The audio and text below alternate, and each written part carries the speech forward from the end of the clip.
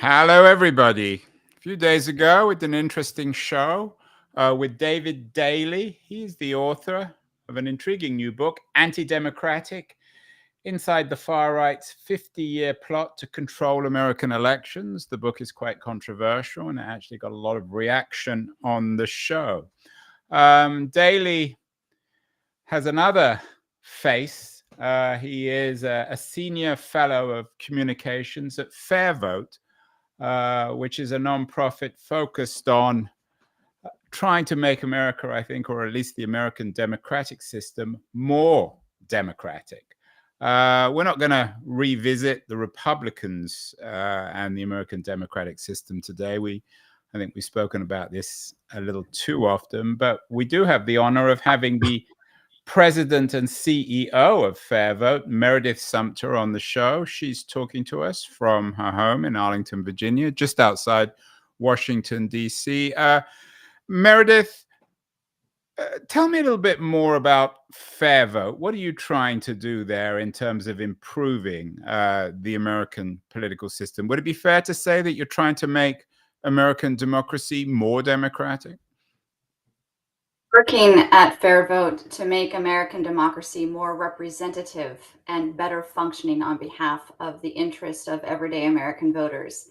Fair Vote has been around for about 32 years, and we have a 3-decade plus track record of researching all of the key electoral reforms that have positive benefits for voters, for how we are represented, as well as how our government works on behalf of voters, tied, of course, to the structural incentives via our election system.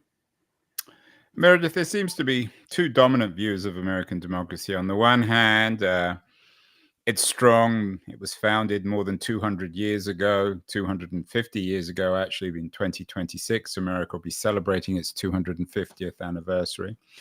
And people suggest that the arguments put forward on the division of power by the founding fathers are actually very strong. And there are others who argue that the American system, political system, is now archaic, that the principles of the founders on the Electoral College, the nature of Congress now are completely out of date in the early part of the 21st century. Which of those views do you think is more useful? Andrew, I think perhaps it's both a combination of those two views. It's not one or the other. The story of America's democracy is one of ever constant movement and change and progress in how our government is representing the interest of the governed and how it isn't functioning on behalf of the governed. And I think that we're in one of those very important inflection points now. What grade would you give the American political system in terms of representing the American citizenry, in terms of American democracy? Would it get a B, a C, an A? I would be a fairly tough grader at this point, Andrew. Look, government isn't working for the majority of Americans, and they know it. Just 28% of Americans say our democracy is working. 85% of Americans, according to a Pew poll last year, say that they don't believe their elected officials care about what they want, and they're not wrong. Our democracy is in gridlock, and it has been for some time. Look, we're at the 118th Congress presently in 2024. It has passed 71 bills. And as a point of reference, the time that Fair Vote was founded 32 years ago, the 102nd Congress had passed 610 bills. So if you think about that, our government today is 10% as productive as what it was 32 years ago. And that absence of getting bills passed, getting things done, problems stacking up, that has impact. I think that there's a correlation between government gridlock and polarization and that deep dissatisfaction of the American people with the workings of our democracy. Voter turnout is high, but voter impact, they feel it, and it's true, their impact is actually low. And I think that is largely the story of where our system is now, and people like you and me, and as well as everyday folks who make up our democratic republic, are searching for new solutions. And for fair vote, it's a structural solution via our election systems to get government working again on the interests of the people that are being governed. I want to get to that structural fix that people like yourselves at Fairview are pushing. I think the research that you were citing earlier, only 28% of Americans think that the US is a good example of democracy. 72% thinks it's used to be a good example. That was a Pew Research poll. But coming back to your critique, Meredith, you didn't give it a grade, by the way. I'm guessing it's probably closer to a C than a B. C, or look, when you've Even got a D? Are you going down to a D? I don't. It could be a D plus in there. Look, Oh the my American God. people are not happy, and that shows, that really shows up. Less than 3 out of 10 Americans believe our government and our democracy is functioning well, and I think that I'm not quite sure that's a C. Do you? What do you think, Andrew? Would you give it Well, a it C? depends on whether you're doing the American or the British voting. Sorry, American or British grading. I mean, a D, a low C in America is basically an F. But so you're not pessimistic. You're down personally and professionally on American democracy. But coming back to what you said earlier, you said there was gridlock. Wasn't that the point of the system? Didn't Madison argue in the Federalist Papers that we're not angels and that we need different branches of government to essentially cancel each other out? What's wrong with gridlock? Well, in fact, actually, Andrew, I want to step back. I might be a hard grader on the way that our democracy is working to represent Americans currently, but I'm an optimist, and I believe that the sort of decency of the American people and their demands for government to work for them will eventually help us turn the page at this inflection point in how our government is working. Look, our founding fathers, as you know, Andrew, given your scholarship in this space as well, they wanted checks and balances. They wanted careful deliberation. But I think what we have now with the gridlock, there is very little to no deliberation, and there is a polarization that is keeping government from functioning and making progress on the very real challenges and opportunities facing the American people, whether it's immigration or good jobs, climate change, inequality. There's a whole cornucopia of issues that Americans of all political stripes are wanting progress, are demanding that their government represent them and solve these challenges and find new opportunities. We're a hopeful people, and we're a people that likes to get things done. So I think, given the opportunity and the American people through the election system, this is how they get their government to respond to their needs. I'm confident that with time, you will see Americans, if not from the top down, then from the bottom up. And we're seeing that now at Fair Vote. Americans from the bottom up are demanding that their government works for them, and that the people that they vote into office to represent them are enabled to serve the interests of the broader electorate and get these things done. And I want to come to ranked choice voting in a few minutes. That's one of the big issues that you focus on at Fair Vote. But Meredith, the issues that you bring up, immigration, inequality, global warming, social media, they're ones that all Western democracies, all advanced democracies and non-democracies are struggling with.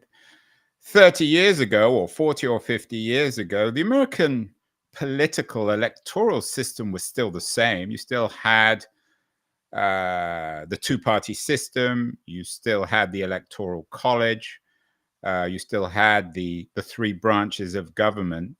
And it seemed as if, maybe we're being slightly nostalgic, but it seems as if the system worked. So is the problem rather than systemic or institutional or constitutional? Is the problem one of political culture? And perhaps, as David Daly, I think, would argue, a problem with particularly one side of the political aisle? I would say that the issue is one of the hyperpartisanship and the gerrymandering within our system that is politically incentivizing our elected officials to not work together to solve problems. I think that issue is much more prevalent today than it was 20, 30, 40 years ago, for sure. Just look at what happens when we have legislators who are trying to work across the aisle to address key problems that are facing our country and facing their voters. If they are working across the aisle, oftentimes, if they're coming from districts that have been drawn in ways that they're highly partisan, they actually are at a disadvantage. Their base could turn against them, and their job security goes down. Versus if they do nothing. If you look at the re-election rate in Congress at a time when Congress has, as of May 2024, a 13% approval rating. And then again, I don't know if that's a C or a D for you, Andrew, but 13% I think that's approval an rating F, of Congress. Meredith. Okay, That all sounds like right. an F to me. But there is a 94% re-election rate, right? Mm. And the reason for that is because you just have a small fraction of congressional districts that are truly competitive. So over 90% of congressional districts are drawn to be either deep blue or deep red. And so to actually win your seat and keep your seat in power, it's not really in the general election, of course, it's in the primaries. And you have what, 10%, around 10 to 12% of American voters actually vote in those primaries, and they tend to be of more, let's say, of a strong view in their politics and have specific points of view. So in that way, I would say over the last 30 years or so, and increasingly what you find is that with those gerrymander districts, you win your election in the partisan primary, not in the general election. And so our elected officials are beholden not to the majority of the constituents that they represent, but rather to just their narrow base, which, if you just look at the turnout for primary voters across the American electorate, that's just 10% of American voters. So I think that's why it feels to the majority, vast majority of Americans, like their political parties and their politicians are not listening to them and working on behalf of them, because it's our party primaries that have really stretched us toward those extremes. And again, it gets back to the perverse political incentives for elected leaders to win their seat and stay in power. We did a show a couple of weeks ago with Lindsay Cormack. She has an interesting book, How to Raise a Citizen and Why It's Up to You to Do It, in which she suggests that we all have a responsibility, particularly as parents, to get our kids engaged, particularly in local politics. Could one respond to your critique, Meredith, and say, well, this is all very well, but the gerrymandered system is not good. It reflects a certain rottenness in politics, but that should encourage us all to become involved in local politics. So it's not just the local extremists who dominate the political agenda.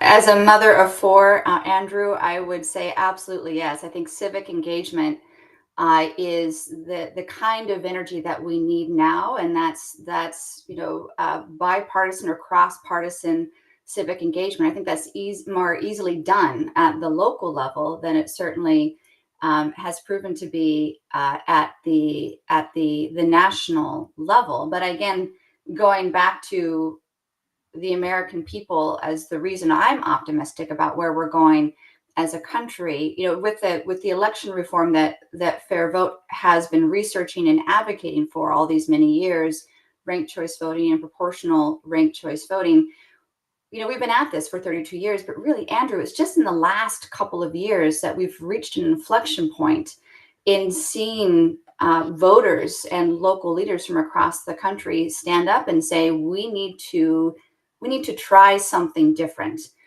to get our elections to work in ways that represent the interest of American people that make up their communities. And so it's gone from a reform that was just in a few localities to one that is currently the fastest growing election reform in the country.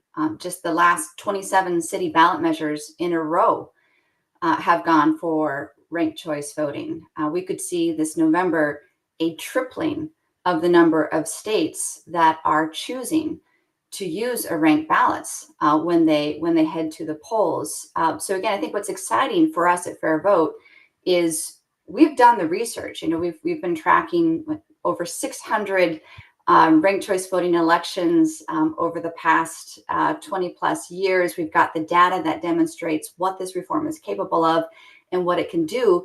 But it's really the demands of the American people that are causing this reform to be put on ballots or won in legislative measures because it works. And I think for us, that's really exciting to see that level of civic leadership and engagement coming from the ground up and showing what is possible when Americans feel engaged and empowered in the building of their country, from cities and to states and hopefully beyond. I want to come to that bottom-up innovation. I've done shows before on ranked choice voting. I've interviewed Larry Diamond, perhaps the leading scholar, I think, in support of ranked choice voting. But not everyone, Meredith, as you know, will be familiar with what it means. It sounds rather complicated. Could you explain what ranked choice voting actually is? I'd be glad to. And it's quite simple. It's easy. We rank things every day. So Andrew, if I asked you, what are your top 3 favorite movies, your top 3 favorite sports figures, or top 3 favorite restaurants, you'd think about it, but you'd be able to come up with an answer. Ranked choice voting does that for American voters in terms of who represent them. And the effect is realigning our incentives so that our government actually works in the interests of the voters who are putting these people into power. So ranked choice voting, it allows voters to rank their candidates in order of who they want. So if your first choice has no chance of winning, your vote counts toward your second choice, and so on. The effect is that it gives voters more say and more power over who represents them. But it's not just beneficial for voters. Elected leaders win and keep their seat of political power by well representing and meeting the needs of a majority of their constituents. And this is a very important point. Most Americans, when you talk with them about how their government is working and how democracy is working, there's a perception that their elected leaders enjoy a majority of voter support, and that is simply not the case.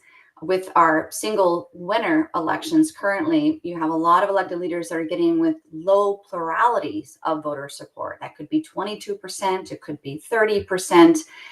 But with ranked choice voting, the requirement is that the winner has to win at least a majority of support of the constituents that they're seeking to represent. And it works easily in all types of elections here across the United States: primaries, generals, special elections, and it leads to more representative outcomes. And we think that's the reason why it's been growing so quickly over the past several years. Meredith, are there countries that are pioneering ranked choice voting? The West European democracies seem in some ways more innovative. I'm guessing that one of the Scandinavian countries is somehow involved with ranked choice voting. And are they making it work? So, ranked choice voting, it does work in different countries, different cultures, and in different contexts. The international example that is most cited, I would say, is Australia, which has successfully used ranked choice voting for a long time. And I think what's really important about it, when you think about it in the context of the United States, or you think about it in the context of another country or political culture, essentially it's a party neutral reform. So it doesn't matter what political party you come from.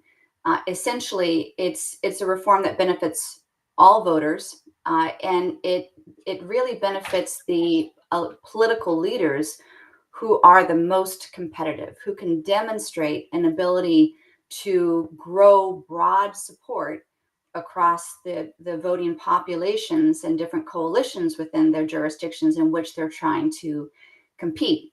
So we've seen here in the States, we've seen both the Republican Party and the Democratic Party use ranked choice voting in their primaries, in part to identify who are the candidates who are going to be able to appeal and be able to compete well in a general election to positive effect. You use the term party neutral reform, might be a euphemism. I'm guessing that in the closed system, the duopoly of American politics between the Republicans and the Democrats, there are many power brokers within the two parties who have gerrymandered the system, as you suggested, sort of divided it up to each of their own benefits, who would be opposed to ranked choice voting. What's been the official response, not at the local level, but at the national level within the Republican and the Democratic parties? Well, I would say that for both parties, when we engage them on uses of ranked choice voting, the elements within both parties see the usefulness of ranked choice voting as a tool that enables each political party to get a fulsome sense, even within their party system, of where their party leaders are on a given issue, or on a particular candidate. And so it's a tool in a toolbox that the two establishment parties can use, and certainly independent and third parties also see benefit of it in terms of again increasing the competitiveness of the candidate that they eventually put forth to run in a general election. I think that's the primary use of it. But secondarily, and as we're talking to Democrats in Congress who use voting apps with ranked choice voting to be able to quickly whip the votes that they have on a particular issue, and see not just that first round of voting, what is everyone's first choice, or how would they vote on a given political issue, but if they had to have a multi-layered sense of what is the collective interest or will of a political party on a given issue or a given candidate, you just get a higher quality outcome of data when you use ranked choice voting to whip that support or to identify that candidate. I mean, that's one side of it, but are you suggesting at Fair Vote that the American electoral system is changed so that at the national level, for House of Representatives, for the Senate, indeed for the presidency, that there be a ranked choice voting system? That would be a fundamental reform, a revolution of the system. It would certainly benefit third-party candidates. I know you've been on shows with Andrew Yang. Wouldn't it be an opportunity, for better or worse, to smash the two-party system? I don't think ranked choice voting is we don't see it that way at all, Andrew. We actually see ranked choice voting as benefiting strong candidates, and the winners of these elections. They're candidates that tend to be strong in their party support, and are also able to attract the support of voters who are outside of their strong party base. So it forces the candidate of, let's say, an establishment party to not just rest on their laurels and say, I've got enough support of my own party base. I don't need to worry about or engage with voters who are not naturally going to vote with me anyway. I don't have to compete for their vote. it forces those candidates to both win that first choice support of their party base, and then go out and secure the second vote or third vote support of people who might not naturally vote for them. So it's actually, it creates more competition in our election system at a time when that is sorely lacking. And on the flip side of that as well, it results in greater voter engagement with the people who are campaigning to represent them. And time again, we have both sort of research data, but also anecdotal evidence from candidates who run in ranked choice voting elections. The winners understand that they need to compete differently in order to win. They can't just speak to the narrow party base. They have to be strong within their party, but they also have to show how their ideas, their policy concepts are in the greater interest of constituents within their jurisdiction who are outside of their party base. And that leads to more competitive elections, not just in the primary, but also in the general, that tend to be focused more on the issues rather than on the sort of typical mudslinging that you tend to see in more hyperpartisan or polarized elections that are in too many areas of our country at this stage. I'm not a keen follower of Australian politics, but my understanding is that there's a lot of mudslinging there too. But you avoided the question of whether you think the electoral system should be changed. It's one thing to do it at a local level, but do you think the presidential election, for example, should be based on ranked choice voting? Oh, I think it'd be terrific if the presidential election was based on ranked choice voting. It would open up that election to be one that is much more competitive. There would be more choices. I think you would see more candidates come to the fore and throw their hat in the ring, in part because you wouldn't have the same concerns about, let's say, splitting the vote or spoiler candidates and unrepresentative outcomes that can arise when more than two candidates run for a single position, which is what we have currently. So I think if you use ranked choice voting in both a presidential primary as well as in the general, what you would actually see is a more authentic representation of what voters think and who they want to lead them. Just imagine, Andrew. I know we talk about spoiler every 4 years, and I tell you it's a chronic problem here in American politics. Perot in 1992, Nader in 2000, Jill Stein in 2016, and now you've got RFK and Cornell and Jill here in 2024. It's the same chronic issue where how many voters choose not to vote for the independent candidate because they're concerned that they're going to waste their vote, and they end up voting for one of the two establishment candidates. In our current system, that gamemanship tends to happen. If you had a ranked choice voting system, the candidate can vote, or the voter can vote for who they sincerely want without fear of wasting their vote, because if their first choice has no chance of winning, of course, their vote would automatically count towards their second choice. I take your point very briefly because I know you've got to run.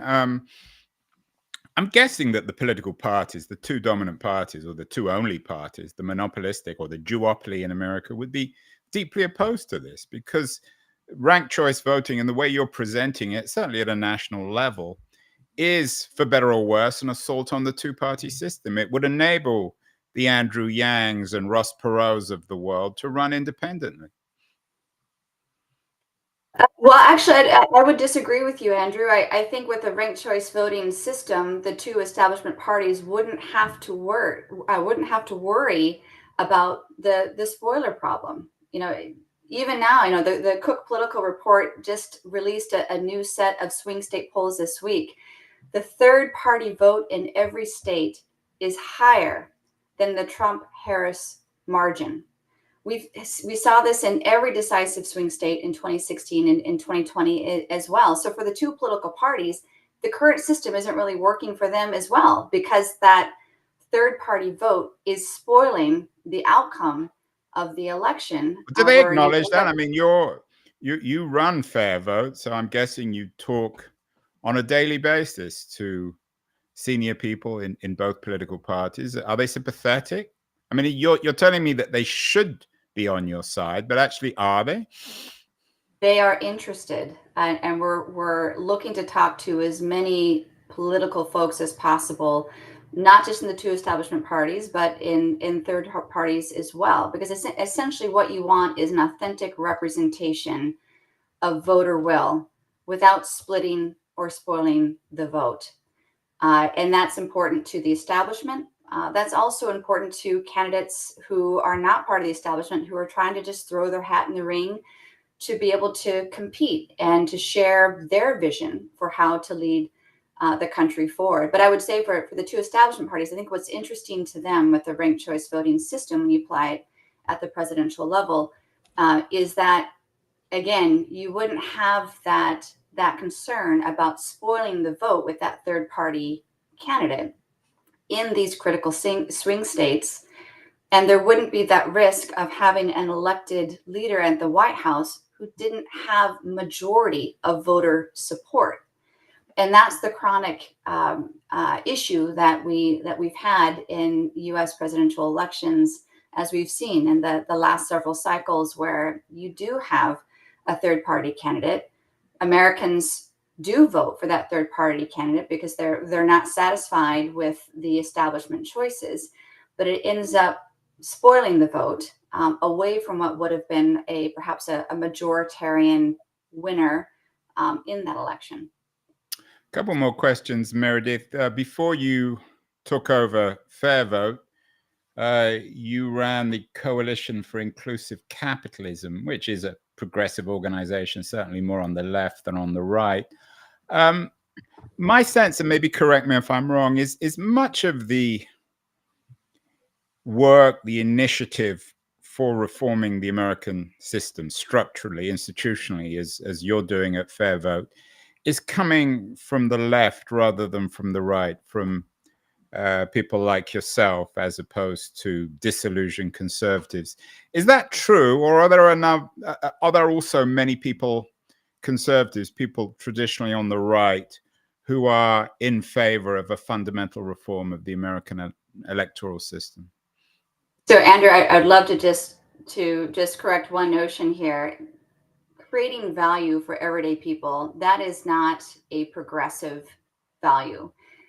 In my work in launching inclusive capitalism, I was working with CEOs across sectors and geographies on the material aspects of how they were running their companies, taking account of things like how climate change and inequality was impacting their bottom line, their ability to create value for their shareholders, their ability to create profit in ways that would benefit their business environment versus undermine their business environment. So it was very much all about a focus on materiality and a focus on value creation that comes when you take account of the needs of your business environment and the material impacts of things like climate change and inequality to it. I think similarly, the need to reform our election system. This is not a Republican thing. It's not a Democrat thing. It's not a progressive thing. It's not a right thing. What it comes down to is, how is our government system delivering value for the everyday people that are being governed? And fundamentally, that is about democracy working. And that is something that, when you look at the state campaigns that are currently coming to the fore, it's a mixture of campaigns that are happening in red states, in blue states. You have red supporters, you have blue supporters.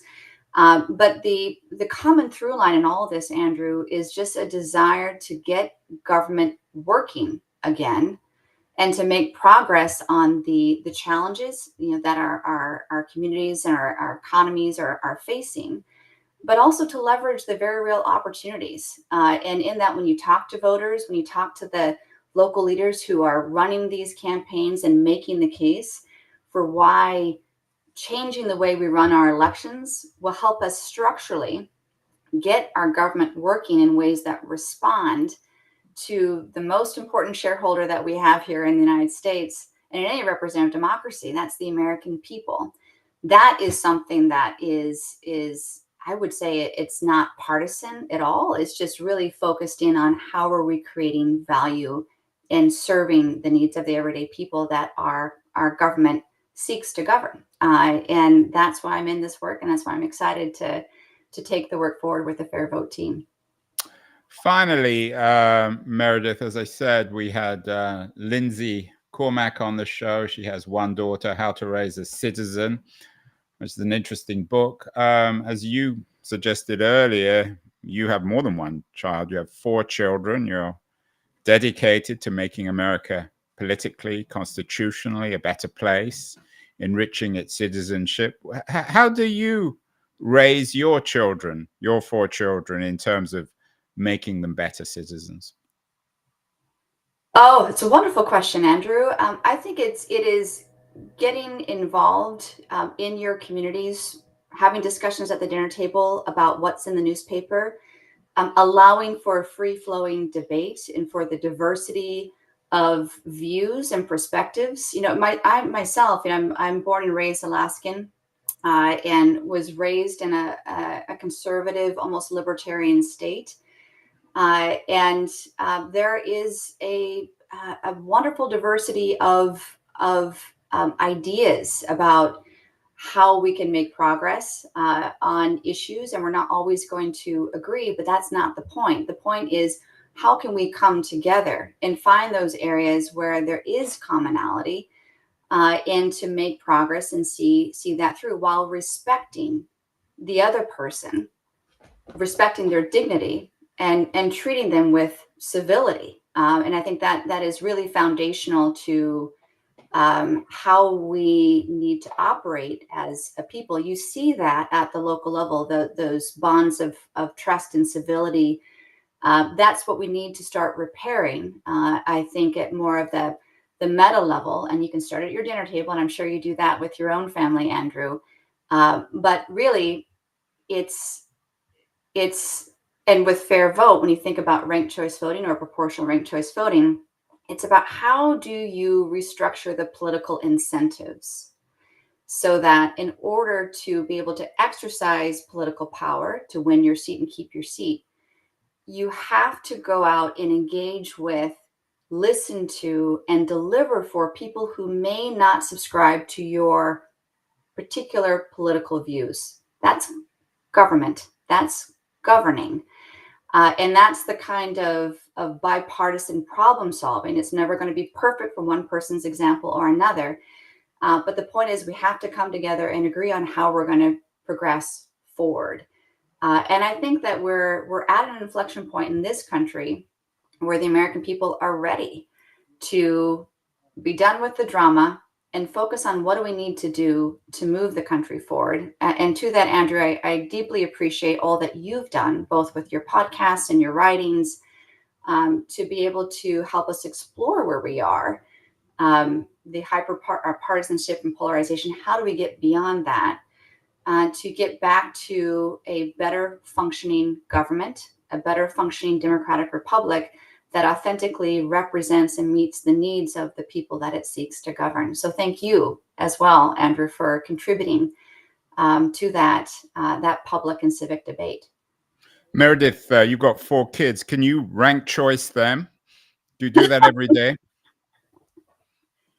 Oh, Lord, no, absolutely not. I love them all equally, and they're all joyful and wonderful, all very much different personalities who give their own sort of special sauce, if you will, to our day in and day out life, but also their perspectives to those dinner table conversations. And so I would just say, like, as a parent, it's just an absolute joy seeing these little minds emerge into their own independent thinking and being and doing. And I find that as a parent, I am learning from my children as much as I hope that they've been able to learn from my husband and me and our sort of politically diverse family members that all love them.